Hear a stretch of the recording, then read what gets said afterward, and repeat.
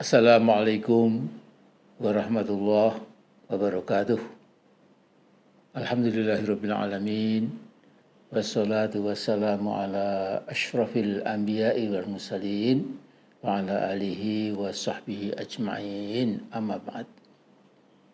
Saudaraku sebangsa tanah air, sudah lebih dari 43 hari sejak Jokowi berangkat ke Vatikan melayat Paus Fransiskus yang wafat pada 21 April tahun 2025. Sepulang dari Vatikan, Jokowi merasa gatal-gatal dan menganggap enteng sebagai alergi kulit biasa. Mungkin karena cuaca, mungkin karena makanan tertentu.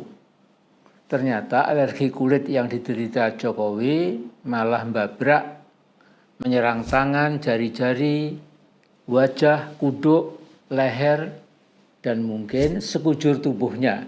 Namun yang menyerang badan dan punggungnya, perutnya, juga paha dan kakinya tidak kelihatan dalam foto-foto yang beredar. Hanya Jokowi sendiri, istrinya, dan dokter yang merawatnya yang bisa melihat. Siapapun yang melihat gambar atau foto Jokowi yang wajahnya bengep, melepuh-melepuh, makin gelap dan diselingi wilayah kecil berwarna putih kotor atau abu-abu, siapapun yang melihat tampilan wajah Jokowi ini pasti menaruh iba.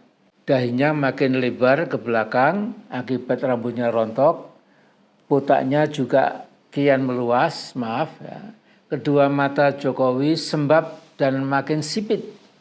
Bicaranya tidak selancar seperti biasanya. Senyumnya yang khas diselingi dengan sudah hilang sama sekali.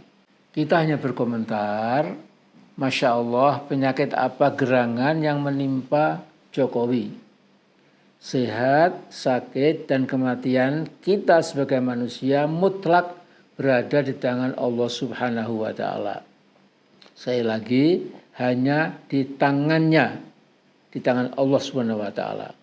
1000 dukun dan 1000 dokter spesialis hanya bisa berusaha menyembuhkan. Tetapi hanya Tuhan Sang Maha Pencipta yang memiliki 99 Asmaul Husna, 99 nama yang indah yang menentukan nasib manusia.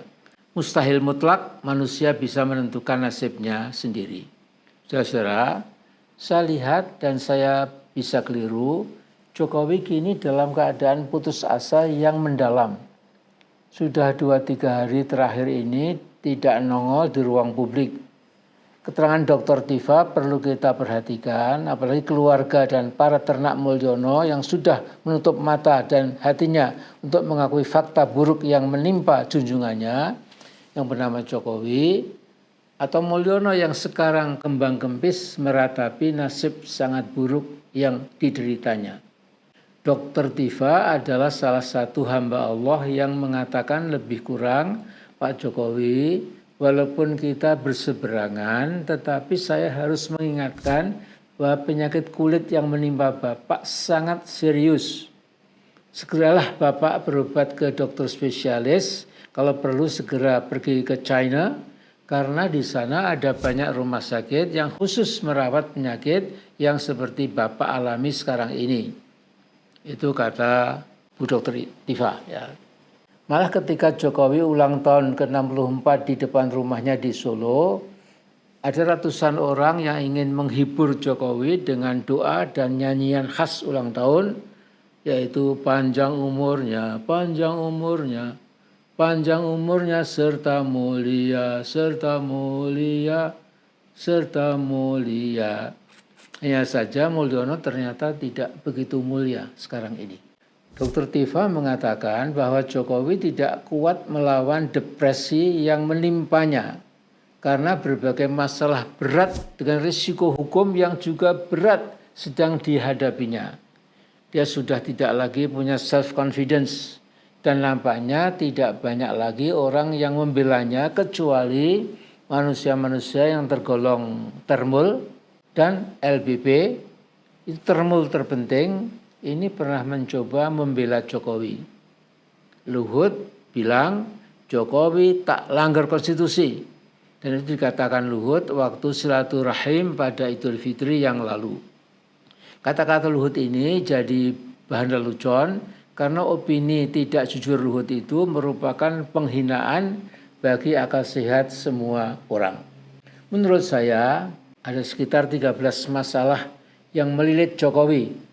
Dan lilitan masalah itu lebih kencang dari lilitan ular sanca.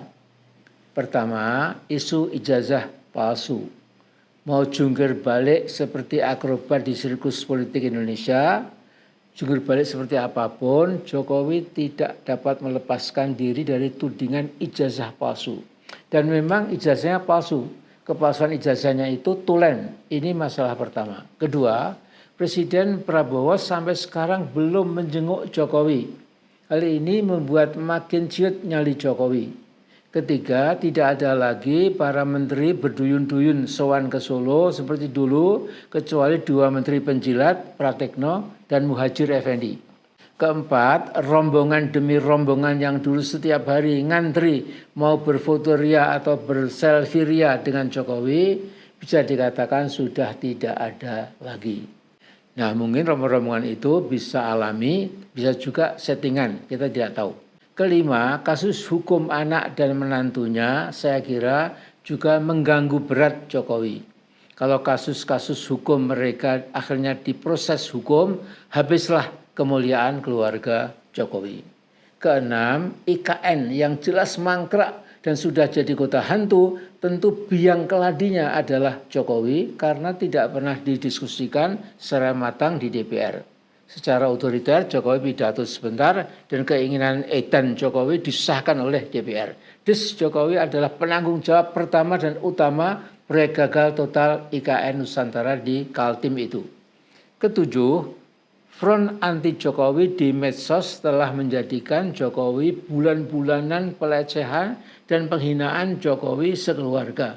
Juga puluhan lagu bernada sinis dan sarkastik tidak pernah surut. Pokok tema lagu-lagu itu seolah Jokowi dan anak-anaknya sudah jadi sampah sosial politik bangsa Indonesia.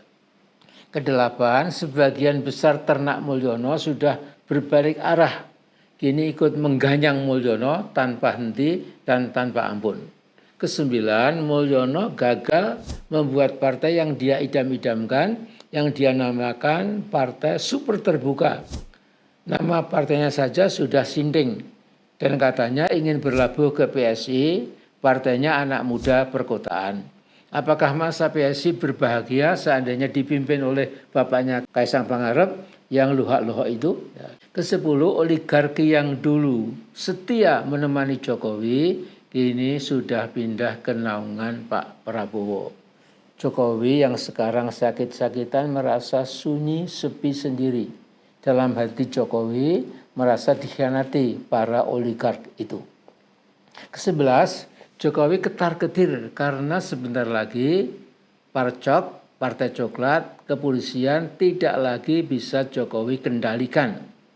Polri pasti juga berpikir waras, daripada tetap membela Jokowi, sudah saatnya kembali ke jati diri Kepolisian Republik Indonesia. Ke-12, pukulan OCCRB yang menobatkan Jokowi sebagai pemimpin terkorup nomor 3 di muka bumi, ibaratnya pukulan KO dalam dunia tinju. Jokowi pingsan, kehilangan kesadaran, sehingga harus diusung keluar dari ring tinju. Ke-13, belakangan Munarman mengusulkan seluruh harta Jokowi harus segera disita untuk menutupi hutang Indonesia yang berjumlah 8.909 triliun rupiah. Supaya yang bayar utang itu adalah Jokowi. Diambil dari mana? Dari tuh rumahnya salah satu yang mau hadiah untuk pensiunnya dia.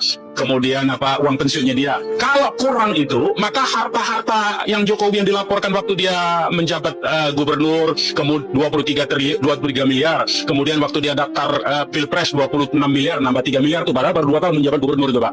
Nah, itu nanti disita juga harta-harta itu untuk keperluan membayar utang itu. Istilah yang sering dipakai buat utang yang penggunaannya bukan untuk rakyat, tetapi untuk kepentingan sebuah rezim, itu dinamakan utang najis atau odious debt. Jokowi harus ikut memikul pelunasan utang najis itu. Caranya tanyakan pada para ahli hukum perdata internasional. Tetapi Jokowi harus ikut bertanggung jawab. Ke-13, masalah berat ini mengguncangkan jiwa Jokowi yang dulu petentang-petenteng terus-terusan membohongi bangsanya. Jokowi sekarang mengalami keputusasaan. Citranya sudah jatuh sejatuh-jatuhnya, untuk meminjam istilah Jokowi sendiri, dan sudah dihina serendah-rendahnya. Kini Jokowi sudah putus asa seputus-putusnya. Nah, by the way, Dr. Tifa ketika ditanya apa gerangan seperti kotak hitam yang dipasang di perut Jokowi, maka Dr. Tifa mengatakan itu adalah alat cuci darah. Namanya CAPD, Continuous Ambulatory Peritoneal Dialysis. Jadi metode dialisis cuci darah yang dilakukan melalui rongga perut. Berarti ada komplikasi baru berupa gagal ginjal. Jadi betapa beratnya penyakit yang diderita oleh Jokowi sekarang ini.